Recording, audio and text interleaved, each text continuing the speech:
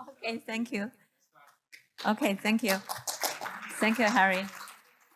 My name is Yuanfang. I'm a professor at the Drexel University. I'm presenting on behalf of my Google colleague, Tian and Onur. We worked together during my sabbatical. How do I move up? Yeah, here. Okay. Okay. So communicating and justifying design decisions are very difficult, especially the system you want to re-architect is huge. Legacy has been running for decades, right? And especially if you want to convince the whole team with dozens of developers and managers. So this is exactly what experienced for Google Monarch. Monarch, they call themselves not large scale, but planet scale in-memory database. And its function is to monitor the availability, correctness, performance, etc. for most Google's global user-facing service like YouTube, Gmail, and Google Maps. And when I first trying to understand the architecture of Monarch, and the architect, first author of this paper showed me this diagram on the right. So just like most of the Google's large-scale application, they use a sharding architecture, which means that all the servers are divided into geographical zones. When the query arrives at Monarch, their zone mixer first will select which zone they should send the query to. And given the selected zones, and it will further send the query to a zone mixer, which queries its own zone index server to find which actual leaf, which is the bottom level server that will be responsible for response to the query. And after a number of leaves are selected, and each leaves will calculate the data, for example, how many people use Gmail in the past second or past minute, right? And then they calculate the index and store the data. And you can see each leaf do 3 responsibilities: computation, indexing, and store data. Okay, so this Monarch architecture has been running for over a decade. The biggest challenges facing is rapid growth over time. Every year, the number of queries, doubled year to year. And also the number of leaves within the zone grow from hundreds to tens of thousands. And also each query will have to retrieve more data from more leaves. And what's the consequences? Currently, Monarch experiencing availability challenges. For example, if one of the responsibility has a bug, then the whole leaf could be, unavailable, right? If computation has a problem or the indexing calculation has a problem, the whole leaf will be unavailable, right? So at this time, the architect has been thinking, we really should refactor or re-architect. They don't call that refactor. Refactor considered to be low level, like change file name. They are considering re-architect the whole Monarch to make it better, to improve its availability and maintainability. As you can see, this is a huge decision because it will influence most of the Google user-facing application, right? So the architect proposed a new design and how to refactor or redesign the existing architecture. As you can see from these box and line style diagrams, we can tell is that the 3 color boxes on the left becomes, multiple color boxes on the right. So which means that the architect really want to follow the single responsibility principle, separated the multiple responsibilities within one leaf into multiple, right? But this diagram is new diagram, and the old one, appear to be for improve better modularity. But the key question is, how does this influence, performance and the latency? If we just look at these boxes, there are a lot more boxes on the right than the boxes on the left, right? So the team will worrying about, will that influence a lot of, cost a lot of performance? We will add a lot of more RPC, remote procedure call, right? So the difficulty is that it's very challenging for the team to make a decision. So by the time I joined Google last year, they have been having this conversation for months, right? It's just very challenging for them to understand what is the trade-off between availability, maintainability, and the latency. Right? Given this diagram, it's just not sufficient to make that decision. And also, it's not they cannot make decision just based on discussion, intuition, and experience, right? So at that time, we were thinking we should employ like more systematic way to conduct relatively rigorous and quantitative analysis. And so first thing we deal with this model. This box and line style diagram has a lot of problems. It's not serving its purpose. First of all, the first question I ask the architect is that, what does this box mean?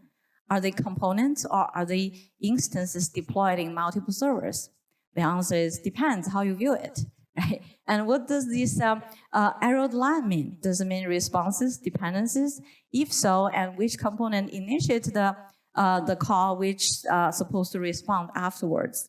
So as we can see that this box and line style diagram mix up static structures and runtime sequences, right?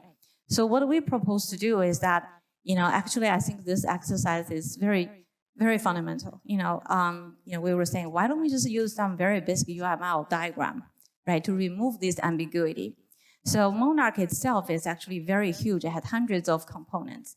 And we don't want to model everything because that's not going to be practical. So we decided to start from the most critical user scenario. And after that, we are going to model the current architecture and the proposed architecture related to the scenario only. This is the critical part of our experience. And for each of these models, we will separate static view, static structure from the runtime sequence. And based on this model, we want to quantify every single quality attributes: availability, maintainability, latency, and the resource efficiency. So the user scenario is very straightforward. User send a query, Monarch respond, right? But a user scenario won't make too much sense without its quality attributes. So we further model the quality attribute scenario for this one particular key user scenario. The stimulus and stimulus source is straightforward. The important part is for us to model all the artifacts, which means all the server instances involved in this particular scenario. And also, based on different quality attribute requirements, we will model its responses and measure them separately. So in particular, within Google, they have something called service level objectives, which is equivalent to the quality attributes we use in academia. So in Monarch, they monitor the availability continuously and collect data at real time. For example, they want to make sure that Monarch is available 99.9% of time. Monarch will return queries successfully. So they consider this quality attribute at high risk if this target cannot be achieved frequently. And if the target can achieve, most of the time, they consider this is 2 minutes only. Oh my God, okay. Yeah, so what we did is that we first transformed the box line style diagram into a UML component diagram. Then we realized we removed all the ambiguity of who is sending request, who is receiving. And they will model the sequence diagram. And here we see in the current design, we need 12 to 14 RPC hops to implement that scenario. And after that, we model the new design using component diagram and realized, oh, it's not too complicated, only add one more component. And after that, we model the sequence diagram and realized that if we implement new design, only 4 more RPC will be added. And this is a very critical knowledge, after based on the new modeling, because with this knowledge, we can quantify every quality attributes. For example, we can calculate precisely how the availability will change and how the rating will increase, and also how the maintainability will improve. It will save 30% of the query-related feature addition time. And also for the latency and the RPC resource, there are only 4 RPC. The overhead can be precisely calculated, which turned out to be not very critical. So in the end, we summarize everything in this table. For availability, which has high priority for Monarch and is also at high risk, this new design will improve it significantly. For maintainability, similar thing, will improve it significantly at the cost of minor latency and the resource efficiency, which is, once we have the concrete number, we realize it's really not a big deal, okay?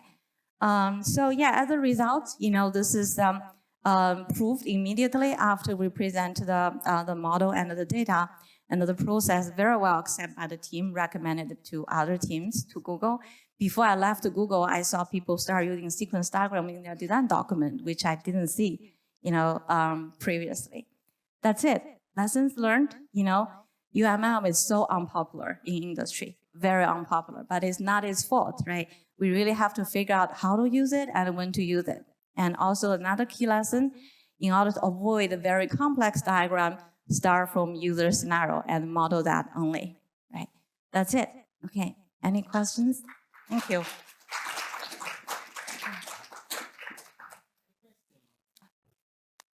Yeah.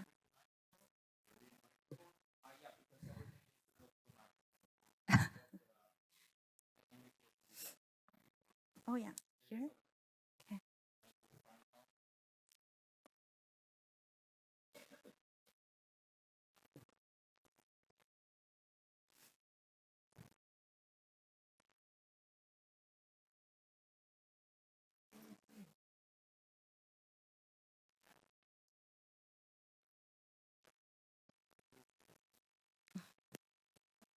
Thank you. I'll ask my question very quickly then.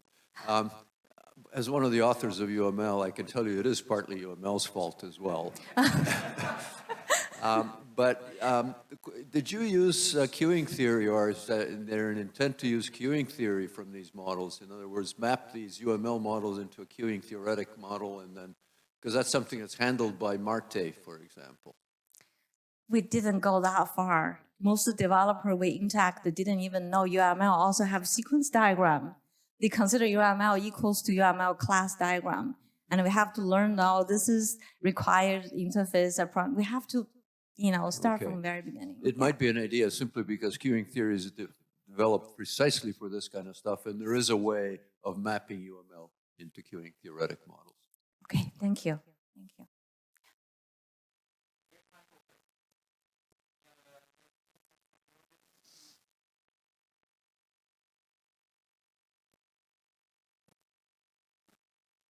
So what is the... That is a question. Oh, please. Yeah. Then it's fine. Perfect. Hello. Yeah. In this project, you showed the use of UML to modeling different aspects of a system. But do you have in mind using executable UML in industry? Because I have seen in the past a lot of works using UML and those kind of models at runtime to do different aspects of adaptability and adaptation of the systems in general. But I have never seen this applied in the industry. So do you think that makes sense in a large company like Google, Facebook, or any others to adopt UML plus executables UMLs in their workflows or in part of their systems? Absolutely makes sense, right? That's why we introduced this to Google. But it's like most of some engineers, they don't even know UML has other diagrams. So like this is even another lesson I want to put here is a huge gap between what we teach at school and what people do in industry. As you said, we work with more than a dozen companies, and very few companies even use UML. And many people are really against using UML, right? Because it somehow has a reputation of complexity, but it doesn't have to, Yeah. Sure.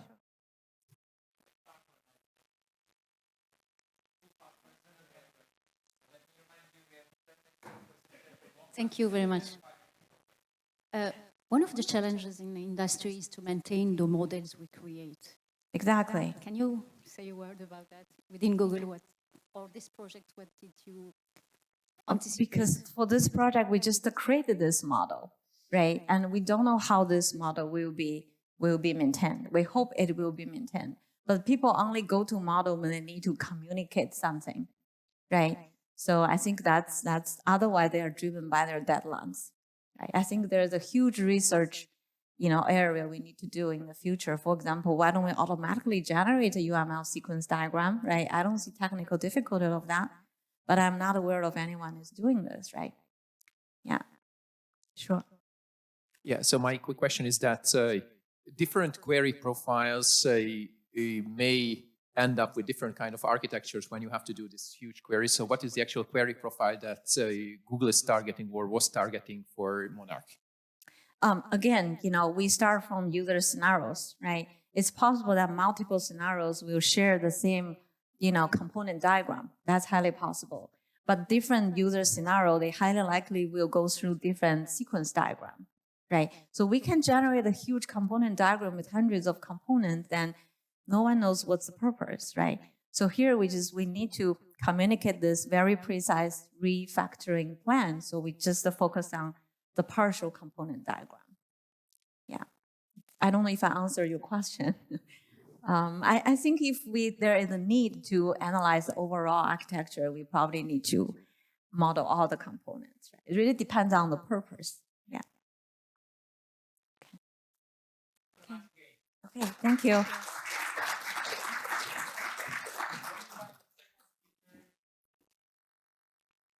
Okay. Okay, nice. Thank you everyone for joining me today. In this presentation, I'm going to talk about efficient replay-based regression testing for distributed systems in the context of model-driven development. We did this job when I was a PhD student at Queen's University, and this paper won the Distinguished Paper Award at Models 21. With the ever-growing technological expansion, distributed systems are becoming more and more widespread. A distributed system, in its most simplest definition, is a group of computers working together as it appears to a single computer to the end user. Yes, it's a great solution, but it comes with their own challenges. For example, working with threads, lock, and atomic transactions are error-prone and lead us to create a program difficult to test, maintain, and test. Here, actor models come to rescue. It provides a higher level of abstraction for writing concurrent systems, and also it alleviates the developer from having to deal with thread management, because actors basically communicate with each other via asynchronous message passing, so there's no requirement for on-order trace arrival. And also it makes it easier to write a correct concurrent parallel system. Actor model has been adopted in many modern programming frameworks and paved the way for many success stories.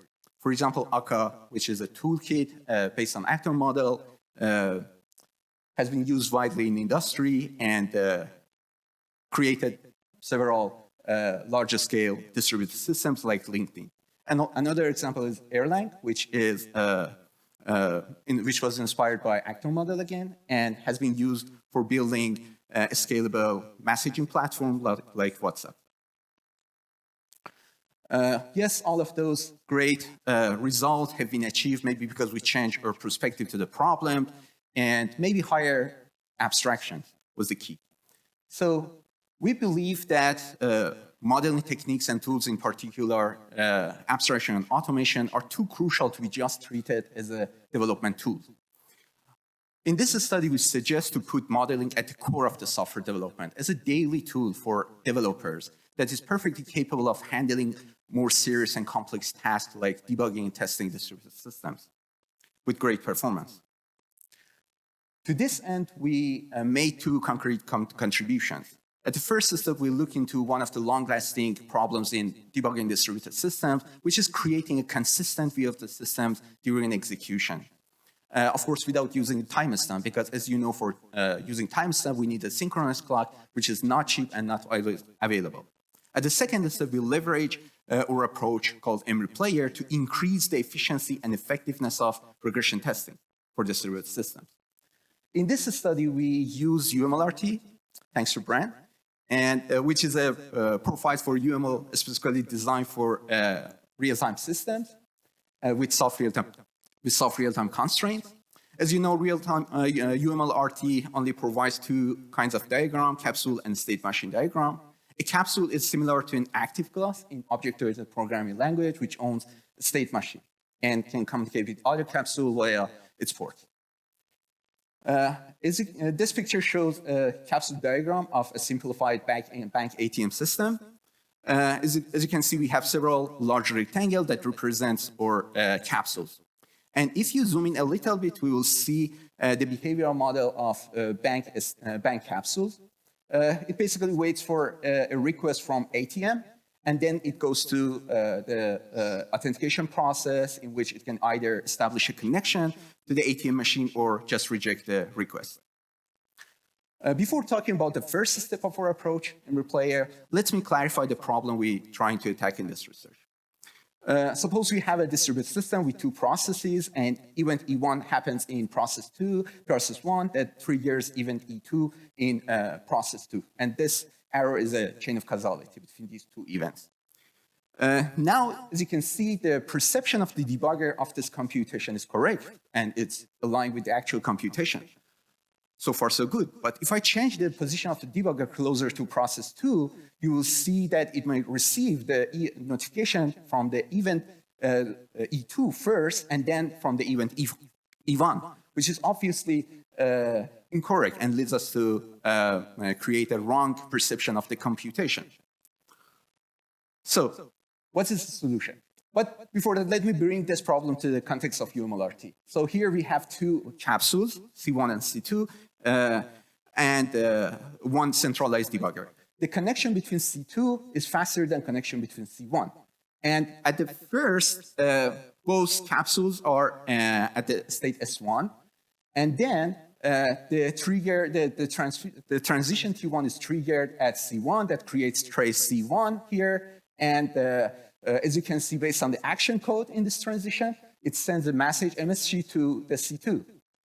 And once the message is received by C2, the transition T2 will be triggered and trace C2 will be generated. Since the connection between C2 and the debugger is faster, the debugger will receive trace C2 before trace C1. And now we would like to reorder traces and put them in the right order. And this is our approach. So in our approach, we assume that we have access to the behavioral model of the systems. And then we use the model-to-model transformation technique to instrument the system. Then we can generate traces from the system. And then we collect traces from all the participating node or capsule in the system. So as you know, these traces might be out of order. Before feeding these traces to mReplayer and reorder them, we run static analysis on the system and extract all the run-to-completion steps from the behavioral model. As you know, run-to-completion is a concept that helps us to remove all the complexities on dealing with the concurrent systems because it guarantees that the processing an event is not interrupted by the arrival of new message. Then we have mReplayer that consists of components like abstract capsules and abstract controllers. Let's have a closer look at the mReplayer. The abstract capsule. So we create one abstract capsule for each actual capsule in the system. Unlike actual capsules, the abstract capsules does not have state machine and port. Instead, it has a first in, first out queue and the traces for queues for traces and incoming messages. We have also abstract controller that it receives traces from the deployed system and pass them on to the corresponding abstract capsule. And so here, how we do the reordering and reduce the size of traces. So first, we do the static analysis on the model, and as you can see, we create the run-to-completion steps. Then we determine the control-follow dependency and the communication dependencies. And after that, we look into the current order of the traces and try to find the matching traces to the RCS step we just created. And then when we find that based on the communication dependency, we do the reordering. And then we do the replayer on the abstract capsules and abstract controllers, and finally update the value map. So the first 5 steps helps us to remove the need of timestamps, so we don't need to add timestamp to the traces. And the next step helps us to remove the values, so we don't need to annotate traces with the variable values. In mReplayer, we actually try to leverage, in mReTest, we try to leverage mReplayer and detect regression here. And the problem that we are trying to address is like this. So we have access to the behavioral model in this way, and then developer at some point will change one component in the systems. And now we would like to know whether this change will cause regression or not. So for doing that, we need some requirements. We need to have access to the, we need to have a reordering mechanism, and also we need to be able to exert sufficient control on the system under the test and the testing environment, and also we need to reduce the cost of regression testing. Here's our approach. So I think I don't need time to explain everything, but yeah, believe me, we do the regression testing. Okay, yes. Yeah. Based on the results we got from the experiments on the various models with different level of complexity, the benefit that we can get is reduction in the number and the size of traces. But as you know, there is no free lunch. So we, for the reordering and the regenerating variable value by replay, we add some overhead to the system, but it turns out that the overhead we add to the systems is not significant. And yeah, we developed we implemented development tools and the web extension for our approach. And finally, yeah, this is the summary of our work. And thank you for your attention.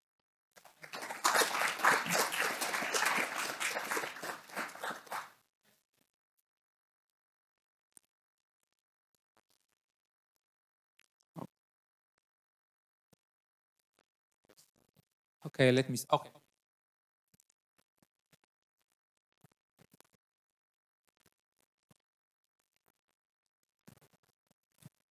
Thank you. Quite interesting. But I was thinking about the scalability of the approach. So your case example is quite simple, right? But can you elaborate a bit more about the scalability issues?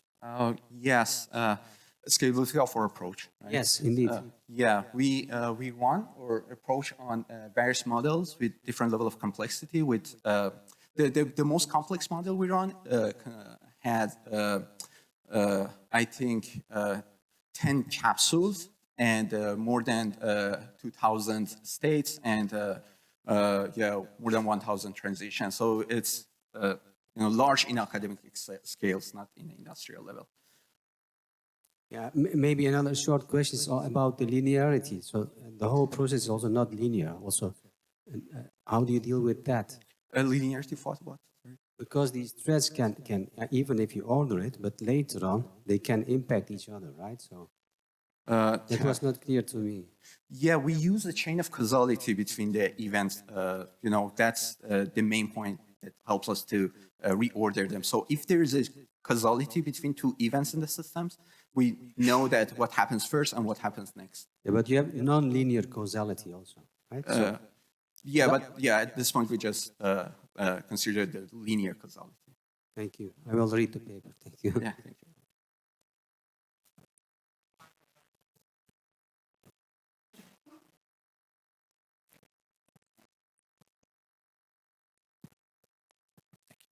So how complex is to assume that the model is existing? I remember one of your assumptions that always happens, I understand, to run everything is that that kind of model already exists, how much it costs, how much you expect to be available for running all the rest of your approach.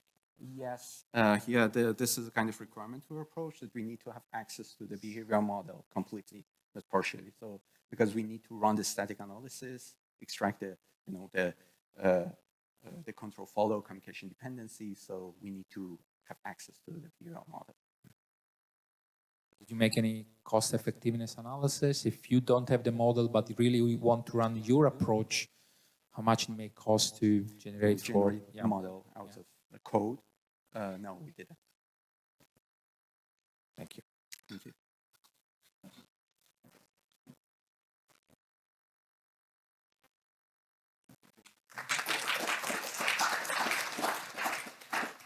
So let me call next.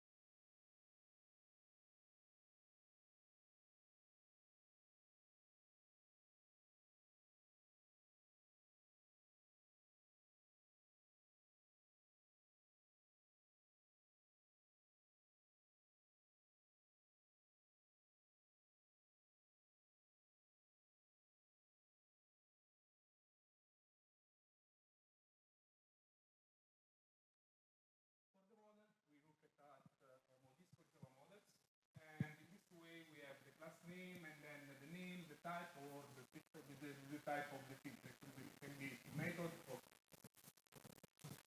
Okay. I'm sorry. So given the extracted textual file, the encoder is able to apply NLP pipeline in order to NLP pipeline in order to pre-processing the text, and then we use a Python library that is able to take the text and then generate nodes and graph. The graph consisting of node and edges.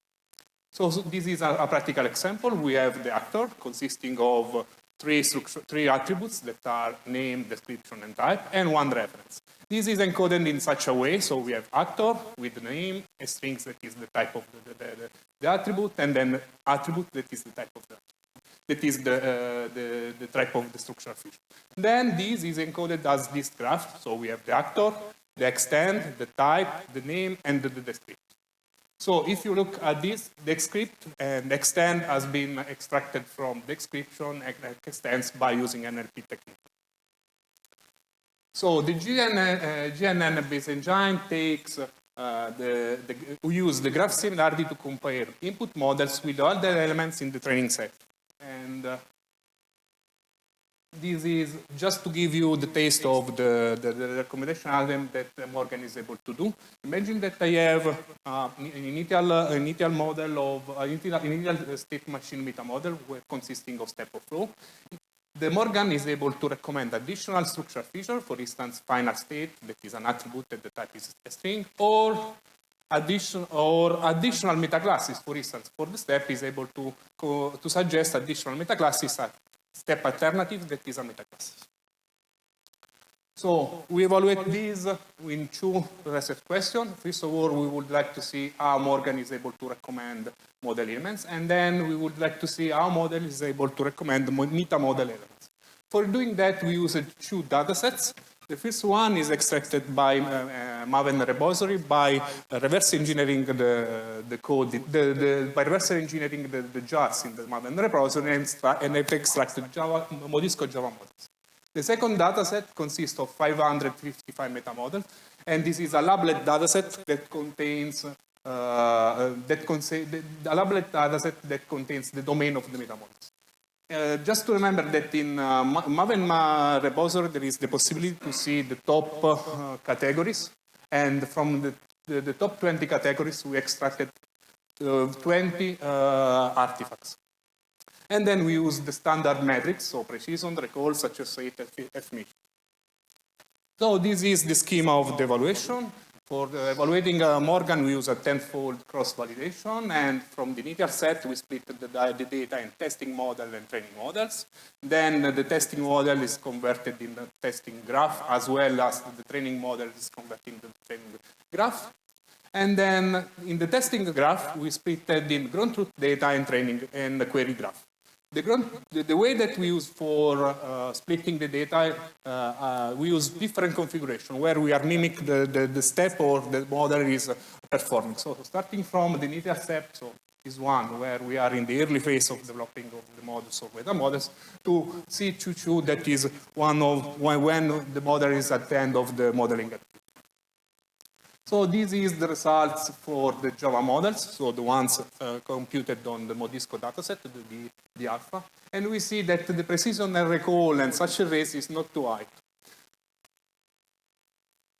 In the metamodels, we have better precision and recall and success rate and FMI. We would like to discuss why these differences. Because it depends on the data and the training data.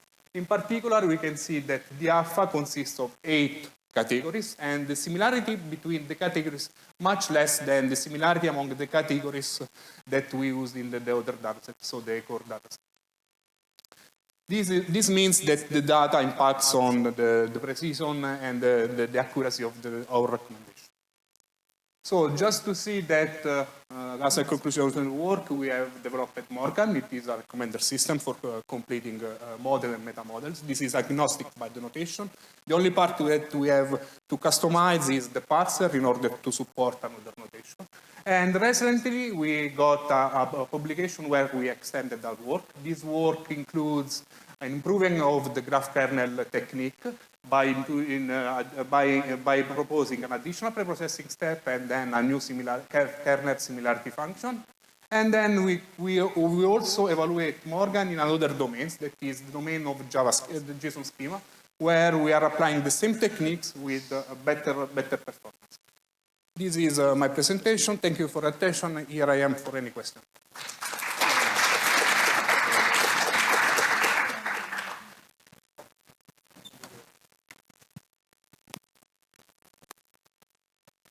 Yeah, thank you very much for your great presentation, Juri. One question about the model level. So do you think, would it be possible to improve the precision on the model level if we already use an own domain-specific set of models that we use as a pre-learning step for, let's say, a specific domain or several specific domains where we already have certain models?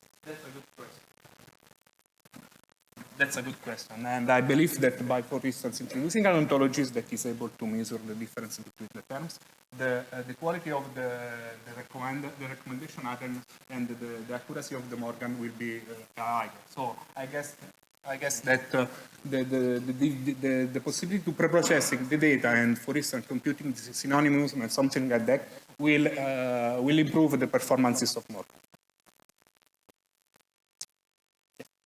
Have you compared Morgan also to model repair techniques? Because model repair is just one, so recommendation is a subset of model repair? No, we don't. We didn't compare with other model repair techniques. What we compare with an existing work that we developed in the past that is called Memorec. The difference between Memorec and Morgan is that Memorec focuses only on metamodels and he has a context, a well-defined context. We get recommendation, for instance, given a metaclasses, where Morgan is able to give broader recommendation to complete all the part of the metamodel or model that you are looking. And the powerful of Morgan that is agnostic for underlying techniques.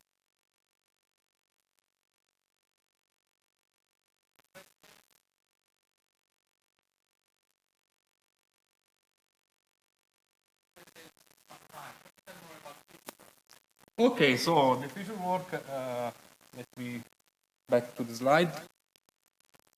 So, as a future work, we would like, for instance, introduce the ontologies in order to compute synonyms about the terms. This is one of the questions given by Judy.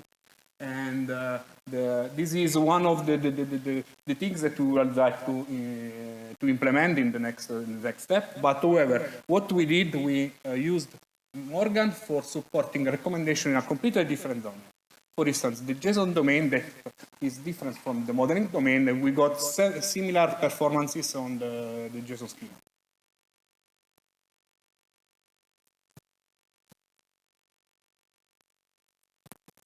Could you use this in teaching, and did you?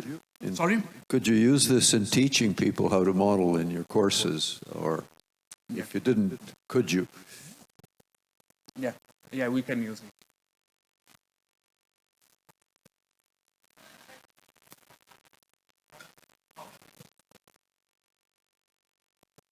Just an explanation question. What's the rationale behind using Modisco? So this is because, as you know, we are in the model-driven engineering, we don't have a plenty of data set of models, and just to collect the models and have similar models, because the similarity improves the performances of model of the recommendation. We use Modisco because. So we use Modisco just to parse the jar artifacts, but at the end we look at the Maven repository that has categories. We select the top 20 categories. Once we select the top 20 categories, for each category we download the jars, and then we convert the jars to Modisco models. We use Modisco because it is able to take the jars and then get out the models, the Modisco Java models, that are models conform to the Modisco Java metamodels.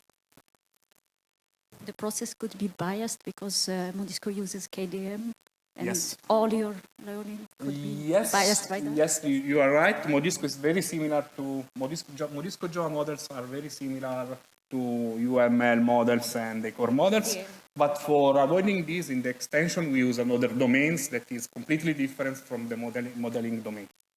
You are right. However, this can be a bias. And For avoiding this bias, we include another domain in the extension.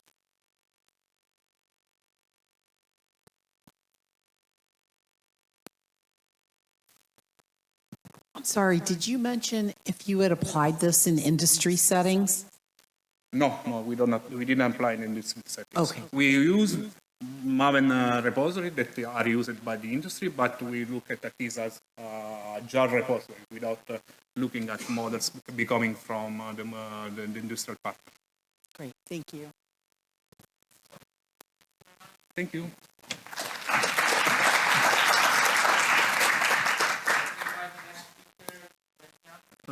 Hello everyone, my name is Tian, and I come from Beihang University in China.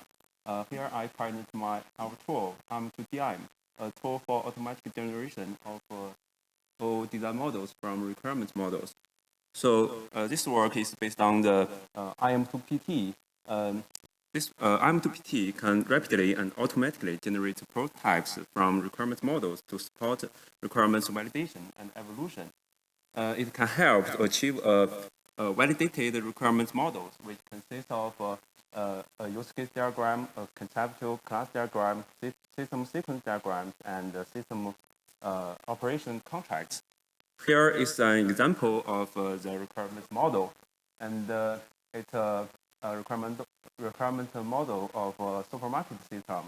And on the top left is the conceptual class diagram, and it describes the domain concepts. And the use case diagram specifies the user scenario. And we refine the use case, use the system sequence diagram, and it describes the user how the user use the system. And there are system operations in the sequence diagram. And we refine this system operation use contract written in object constraint language, which in short is OCL. And the requirement model shows what the system does, but how it works.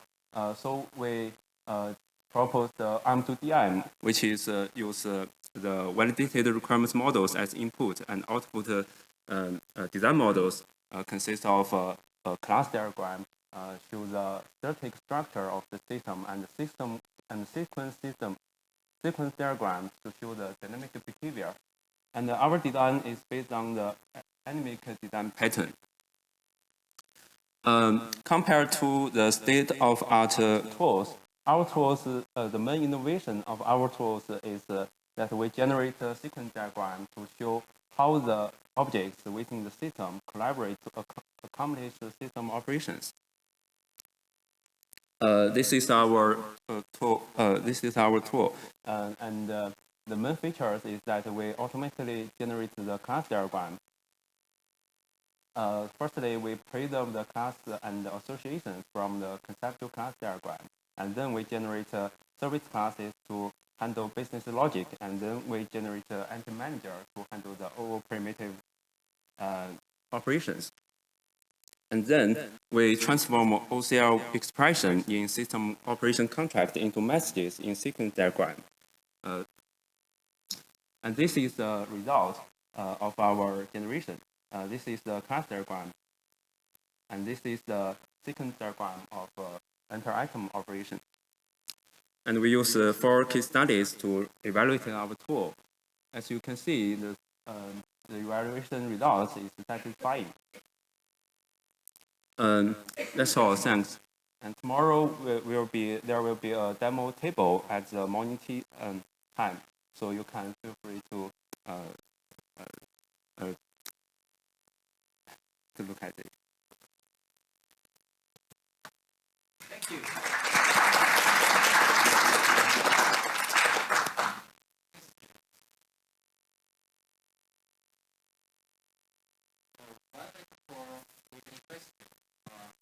Let's use this couple of minutes if you want to give more details on what you did, since it's so fast. Okay.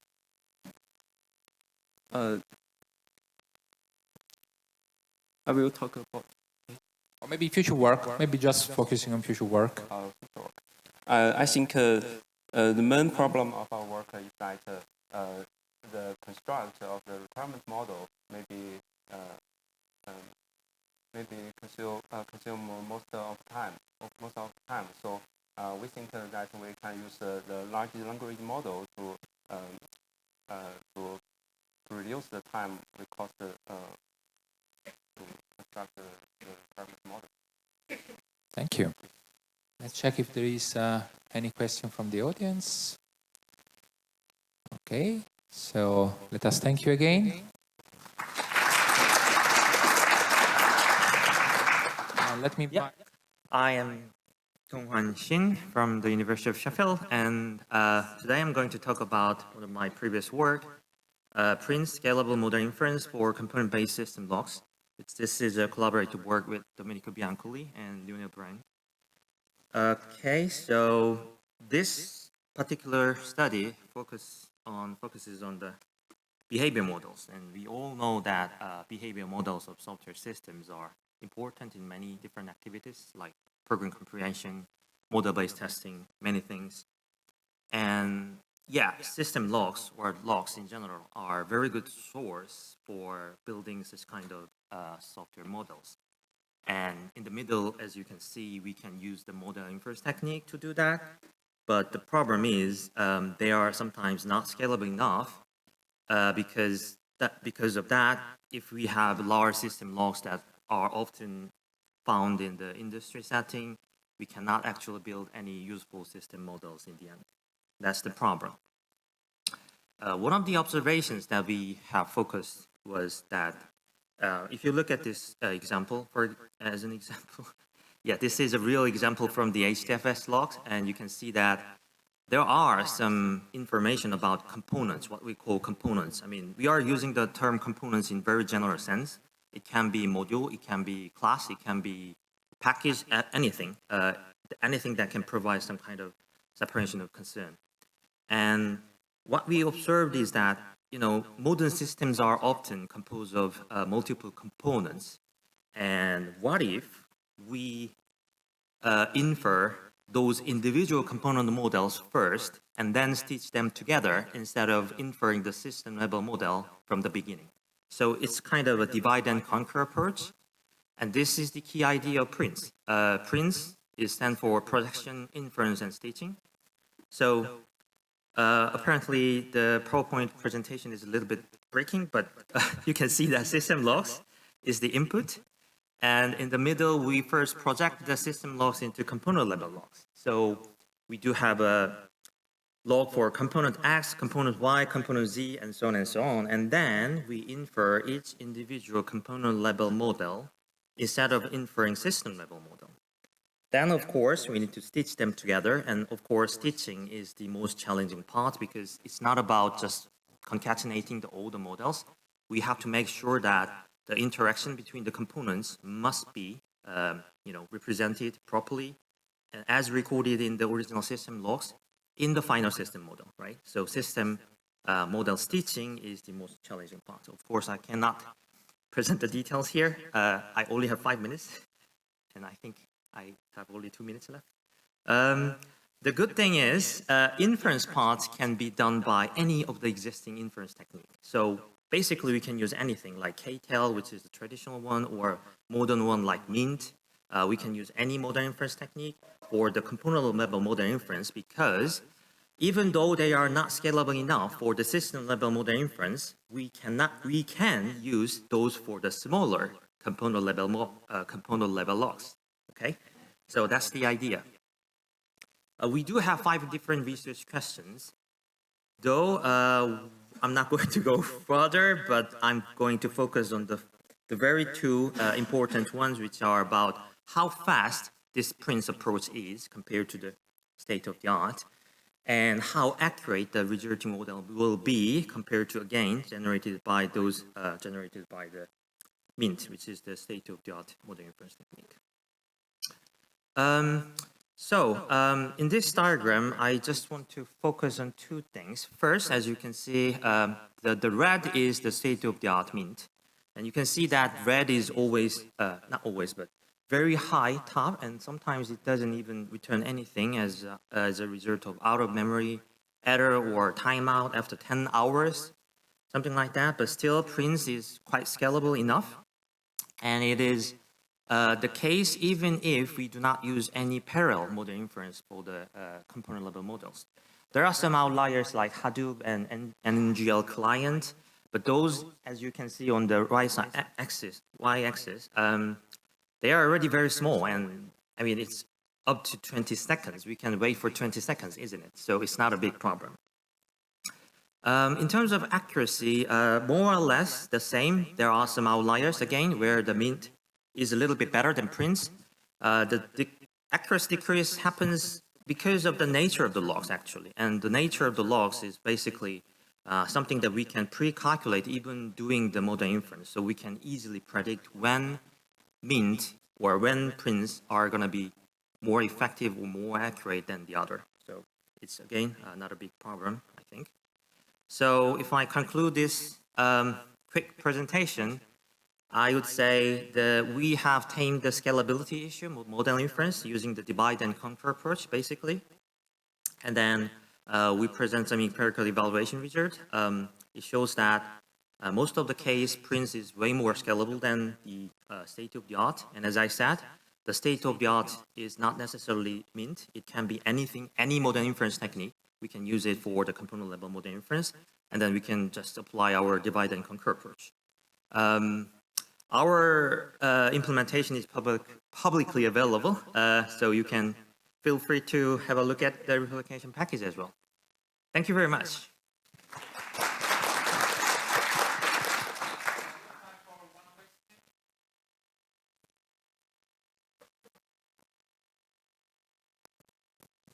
Thank you. Can you tell us a little bit more about the nature of the logs? What kind of information and what's the resolution of the logs in order to make this effective? Okay. So, well, actually, the nature of logs is not that important. Any kind of logs, any kind of sequence of events recorded in so-called log file can be used for this as long as we have some information about the component. And as I said before, components can be defined in a very broad way. So anything like, in this case, actually, this is I think it's class name. Class can be defined as component. Sometimes even the thread ID can be used as a component ID, and so on and so on. So, yeah. But if there's logs that are, or sorry, there are steps that are not logged. Yeah, of course. I mean, this is about the model inference, and if the logs, there are some events that are not logged in the logs, then we cannot do anything about that. Yeah, it's about the observability of the logs. Thank you. Yeah. Thank you.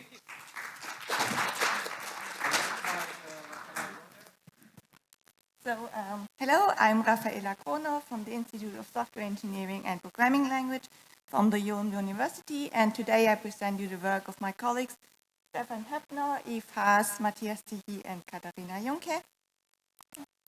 Model transformations are used to transform a given input model from one modeling formalism into an output model of another modeling formalism, and therefore we use model transformation. And there are several different languages available, specialized to define such a model transformation, and with them there are many different claims about their benefits, especially over using general purpose languages to define a model transformation. And we focus in our work on the research questions: what are the advantages and disadvantages of model transformation languages, and where do they come from? In our previous work, we conducted a systematic literature review in which we analyzed the included 58 publications about the claims they make about model transformation languages, and categorized these claims, obtaining 15 different properties, like here, one property, the ease of writing. We also used these included papers to obtain potential participants for our interview study. Therefore, we extracted the authors of the included publication and invited them to participate, resulting in interviews with 56 different interviewees. During each interview, we presented the interviewee claim like this one: the use of model transformation languages increase the ease of writing model transformations. And then the interviewee should state their agreement or disagreement and also explain their opinion about the given claim. And during each interview, we focus on 2 different properties, and for each property, we discussed 3 different claims. As I already said, we had obtained 15 different properties, but we only focus on the following 7, namely the comprehensibility and ease of writing of model transformations, their expressiveness, reuse, and maintainability mechanisms to support embed activity. So now let's take a look at our results. We could identify 2 different types of factors. Firstly, the main factors, like the capability of general purpose languages, the capabilities of model transformation languages, and the tooling. And we could identify 3 different moderating factors. These are factors that influence the influence of the factors on the properties. Now, let's take a look at some example statements and how these factors influence the properties. The first statement you can see here is about implementing a transformation using a general purpose language. And if you want to use traceability mechanisms, you have to implement them yourself. So you can see here the ability to provide traceability influences the ease of writing. But also there's a moderating factor. This is the choice of model transformation language, because if the language doesn't support any traceability, you can just use a general purpose language if you need traceability. Then let's take a look at a second example. Here the interviewee states that we are really common with the reuse mechanisms on object-oriented programming languages, and that we need for model transformation languages reuse mechanisms which are more targeted towards modeling. So here we have reuse mechanisms influence the usability. And here, one moderating factors are the language skill of the developer of the transformation, because most of the time only a really experienced user can use the currently provided reuse mechanisms effectively. And overall, due to our analysis, we could extract the following structural model presenting the different influencing factors and their influence on the different properties. Now to our second contributions, actionable results. Here we could categorize them in 3 categories. The first one is further development. Here the research, following up research questions can be, how can reoccurring pattern be made more reusable in model transformation languages? The second category are solving the tooling problem, like how can debuggers better capture the special properties of model transformation language? And at last, evaluation, the model transformation language capabilities, like how strongly do the factors we identify really influence the properties of the model transformation languages? And this is also the future work we want to focus on. And with this, I'm at the end of my presentation. Thank you for your attention.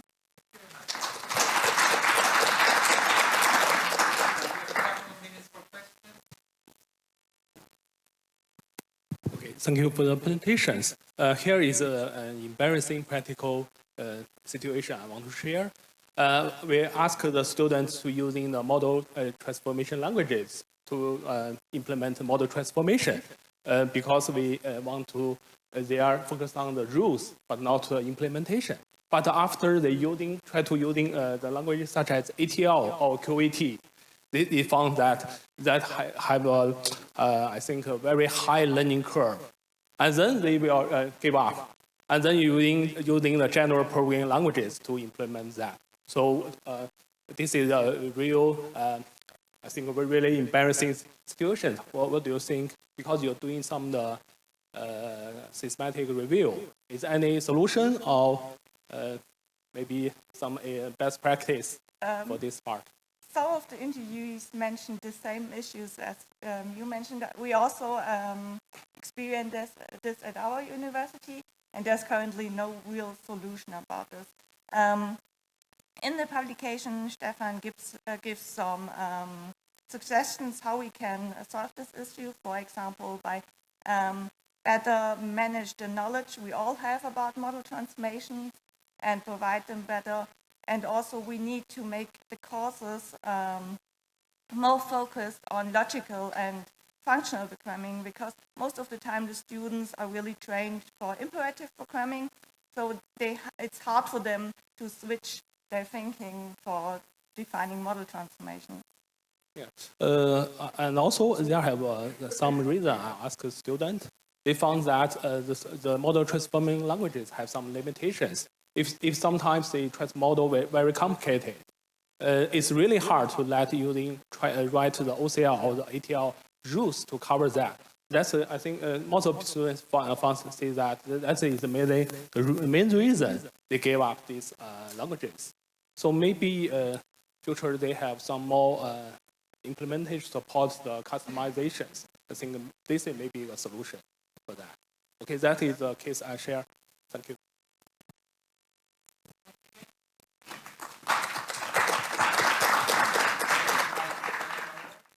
So welcome everyone in this 5-minute teaser that I'm giving on behalf of the key contributors, Christoph Marushi and Oskar Schemrath of our TSE paper on automated generation of consistent graph models with multiplicity reasoning. So the general setup or the general problem that we are addressing in this paper is quite simple. It dates back to our ICSE paper in 2018. Given a metamodel or type graph and given a set of well-formed constraints, our research aims to come up with instances of the metamodels which also satisfy the constraints. So if we get to the point, oops, I was thinking the other direction anyhow. So practically, in this small example, you can take a sample the domain of state machines with 3 well-formed constraints given in first-order logic, and then come up with instances which satisfy graphs which satisfy that kind of constraints. Now, well, in the scope of this paper, we have been investigating so-called model scopes as constraints, where in addition to the first-order logic constraints of the domain, we limit the size of the output model and the number of instances of different classes as a further input to guide the solver. How do we do this? Let me give you the key idea. Instead of translating the whole problem into existing solvers, which we experienced severe scalability issues, we address the problem on the level of partial graph models. Partial graph models explicitly capture unknown or undecided aspects during generation with a 3-valued logic representation containing true, false, and unknown model elements. So we may talk about certain edges that we know that exist between elements, and we also have like uncertain edges that may or may not eventually exist during model generation. As such, we derive models along so-called refinement calculus, and we also have so-called multi-objects that may represent multiple possible nodes. That's one idea. The other idea is that we don't wait until the very end to evaluate the constraints. We continuously do so-called partial query evaluation, partial constraint evaluation of the first-order logic constraints of the domain by using techniques borrowed from abstract interpretation. For instance, in this example, you may see a potential violation of the constraint, which we can still correct. Otherwise, we might terminate the search. The third idea in the actual paper is related to the actual handling of scopes, where we apply multiplicity reasoning and external linear programming solvers to sort out the respective scopes on model elements. As a result, we obtain 3 times larger models than you can generate with alloy, and we also had significant improvement over previous results on the Viator generator. So this is kind of old work. Since then, we have been developing further techniques to provide diversity and address the realistic nature of graph generation, and also to handle attribute constraints and exploration strategies. We have been applying this technique in different applications. One is related to the analysis and synthesis of adaptive reconfigurable systems.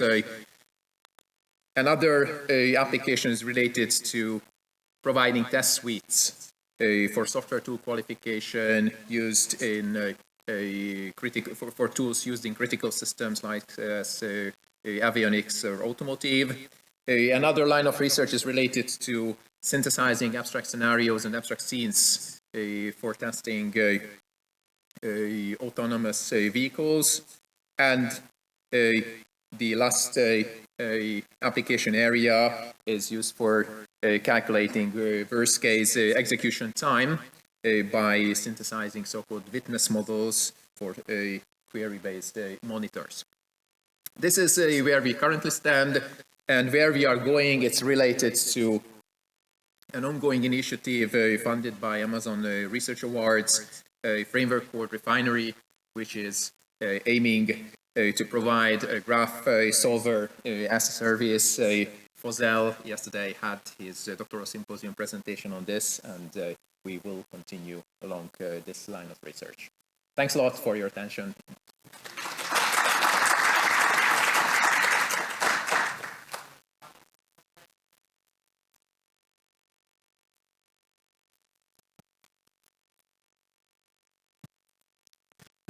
Thank you, Daniel, for a great presentation. Could you elaborate a little bit on the abstract interpreter you use? So essentially, let me try to go back here. The idea here is that instead of trying to evaluate all the constraints as early as possible, even if it's a partial evaluation. So we are seeking or continuously collecting the matches of queries that are capturing the well-formness constraints for sure violations of the constraints and potential violations of the constraints. In case of a sure violation of the constraints, which can happen even in the presence of partial models, so not all the information is filled, we terminate the search along that path, while in case of partial or potential violations, we try to refine the partial model in a way that we are addressing that kind of potential uncertainty. So we are using this either as a termination, like cutoff criteria, as well as heuristics during the search. Thank you. Excellent.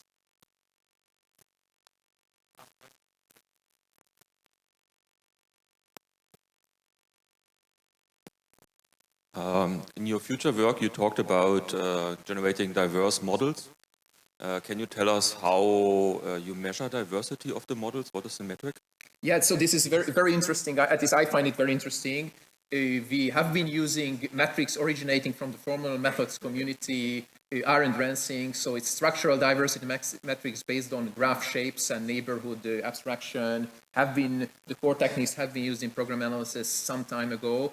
And it allows you to at least to enforce the diversity of the generation to way more extent that by refeeding negative constraints into solvers, which is the typical way that you do in set solvers or SMT solvers. So it's practically graph shape-based diversity metrics, which we borrowed from program analysis and used as diversity metrics.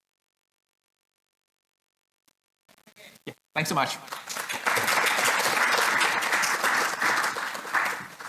Okay, great. Hi, I'm Kate, and this is Kyle, and we're discussing our research on machine learning tests and evaluation. So the main problem that our research addresses is how do we ensure that machine learning systems function in production as intended? So we broke this overarching problem up into 3 subsidiary problems that we identified using practitioner experience and academic literature. The first problem is communication barriers. Divisions of labor between software engineers and model developers can lead to communication barriers, especially with regards to model and system requirements. So for example, data scientists may provide a model that meets accuracy needs, but has an inference latency that's unacceptably high for production deployment. The second problem is low quality or missing model documentation. software engineers or system owners must express machine learning requirements, such as a model accuracy goal, to model developers. And in turn, model developers need to be able to collect evidence that they've satisfied these requirements. There are mature software engineering documentation methods, but these have yet to be appropriately tailored to machine learning. The third and final subsidiary problem that we address is implementing an evidence-based evaluation. So once requirements are defined and the documentation method is determined, software engineers and model developers have to evaluate their model against the requirements and record evaluation results. On one side of this process, software engineers require an expressive way to encode requirements specific to the system under development. On the other side of the process, model developers need to translate requirements into machine learning measurements that can then be captured as evidence that requirements have been satisfied. So, to address these, we created MELT. MELT is a framework and tooling in the form of a Python package that guides teams through the machine learning evaluation process. MELT gives teams the ability to more effectively negotiate, evaluate, and document results throughout machine learning system evaluation. And MELT integrates seamlessly with existing developer workflows and processes in the style of MLflow. So how does MELT actually solve some of the issues that we identified earlier in this presentation? So to begin, MELT addresses these communication barriers through negotiation points and reporting functionality. The MELT framework contains 3 negotiation points, each of which is an opportunity for teams to discuss and refine the requirements and for their models and systems. At the first negotiation point, stakeholders decide upon the system goals, baseline tests, and performance metrics. Next, these goals and metrics are translated to a complete specification for the model's requirements. Finally, model evaluation results are collected and analyzed to produce a report that determines the model's production readiness. By prescribing these negotiation points and generating reports at each step, MELT helps break down communication barriers amongst members of machine learning teams. Next, the MELT specification produced at the second negotiation point serves as a critical evaluation artifact that addresses model documentation issues. A specification is composed of a sequence of requirements that the model must meet in order to satisfy the evaluation procedure. Each requirement identifies a model property of interest, as well as one or more measurements that is used to evaluate it. Attached to each measurement is a condition which specifies the acceptable range for the values that it produces. The MELT Python package includes functionality to author these specifications, explore them in a web-based user interface, and then compile them to a machine-readable artifact that is utilized by downstream MELT processes. Together, these capabilities provide teams with a method to produce consistent and comprehensive model documentation. Finally, MELT aids teams in the implementation of an evidence-based evaluation procedure. The Python package includes a small library of measurements that can be used to evaluate some model properties. More importantly, MELT provides the ability to ingest values produced by external machine learning evaluation tools and integrate them with the MELT ecosystem. This ensures that interoperation with existing workflows is seamless. MELT then automatically analyzes these values with respect to a model specification. These analysis findings can then be generated to a human-readable report that aids in communication. By establishing this evidence collection interface and automating analysis, MELT reduces both the time and the effort required to implement rigorous machine learning evaluation. In conclusion, MELT is a framework and an implementation that provides a means for teams to express model requirements, define, collect, and analyze machine learning evaluation metrics, and effectively communicate results. Thank you for your attention.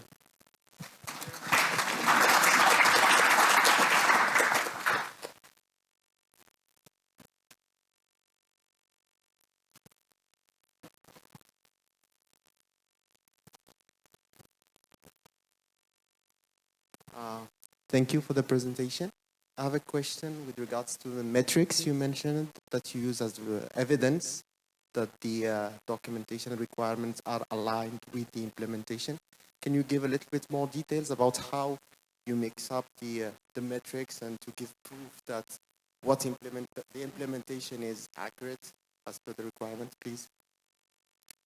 For clarification, do you mean how we actually implement the procedure that collects measurements and then associates them with particular properties, or do you mean what the measurements are? Not the procedure, but how do you leverage these metrics to give evidence that the model that you did is the right one? You want me to take this one?